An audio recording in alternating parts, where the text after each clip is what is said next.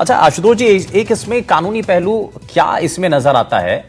अगर कोर्ट की डेडलाइन जिस तरीके से 15 अप्रैल की है, सरकार के पास विकल्प क्या बचते हैं? हाँ जी, मैं विकल्प पे भी आता हूँ। पहले मैं थोड़ा सा लीगल समझाना चाहता हूँ इसमें कि देखिए, जो हमारा संविधान है, कॉन्स्टिट्यूशन है, उसमें जो आर्टिकल है 243E और 243U, ये जो है पंचायत इलेक्शन और जो हमारा म्युनिसिपल इलेक्शंस होता है, उसके लिए टाइम बाउंड रखा गया है कि 5 साल में जो है इलेक्शन आपको करवाना है, इलेक्शन जो है होना चाहिए। अब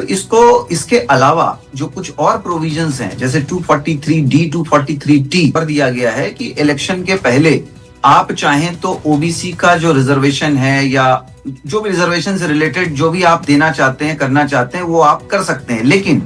उसके लिए आपको एक गाइडलाइन को फॉलो करना पड़ेगा।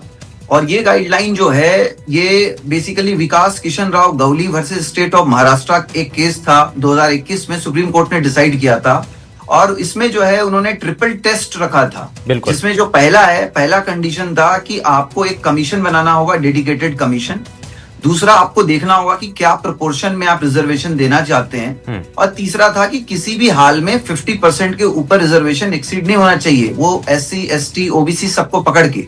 तो ये जो प्रोसेस है, इसको करने में कमीशन को कभी कभी वक्त लग सकता है सारे डिटेल्स डेटा निकालने में। और ये डिले जो था, इसका कॉग्निजेंस जो है राजस्थान हाईकोर्ट ने लिया और हाईकोर्ट ने कहा कि ये जो प्रोविजन है, जो 5 साल में इलेक्शन होना है as per 243E and 243U जो मैंने आपको बताया, तो ये इलेक्शन चूंकि 5 साल में नहीं हो रहा है, तो इसलिए हम आपको एक डेडलाइन दे रहे हैं 15 अप्रैल तक का। 15 अप्रैल तक में आप इलेक्शंस को करवाइए, ये डायरेक्शन दिया गया था गवर्नमेंट, स्टेट गवर्नमेंट को एंड जो है स्टेट इलेक्शन कमीशन को। लेकिन चूंकि ये मेरे ख्याल, जो मुझे ऐसा लगता है कि ये डेटा अभी तक पूरी तरह से अवेलेबल नहीं हो पाया है,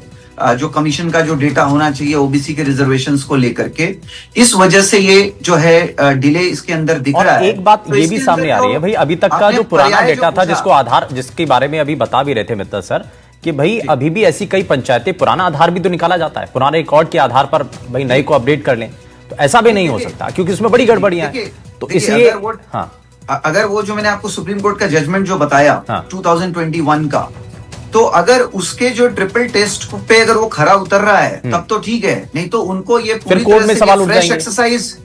फ्रेश एक्सरसाइज करना पड़ेगा और ये टाइम टू टाइम उनको डेटा जो है निकाल के सबमिट करना पड़ेगा कमीशन को एज पर द रूल। अब रहा कि उनके पास क्या पर्याय है, तो पर्याय ये है कि वो, चूंकि मुझे जैसा मालूम है कि अभी शायद कंटेम्प्ट प्रोसीडिंग्स भी इनिशिएट किया है हाई कोर्ट ने, तो मुझे लगता है कि एक एप्लीकेशन दे करके ये पूरे मामले को समझाते हुए, बताते हुए कि उनकी क्या डिफिकल्टी है और उनकी डिफिकल्टी अगर जेन्युइन है, तो मुझे लगता है हाई कोर्ट उसको कंसिडर करते हुए थोड़ा एक्सटेंशन ऑफ टाइम उनको दे सकता है, कंसिडरिंग द मैटर। और यानी तो वो इसको सुप्रीम कोर्ट में भी वो जो है सुप्रीम कोर्ट पहले ही कह चुका है कि भैया जो कानूनी पहलू हैं वो उसी हिसाब से रहेंगे, यानी कि हाई कोर्ट इस पर तय करेगा। लेकिन ऐसा भी नहीं है, क्योंकि जो कानूनी प्रोसीजर है उसको सरकार पालन कर रही है।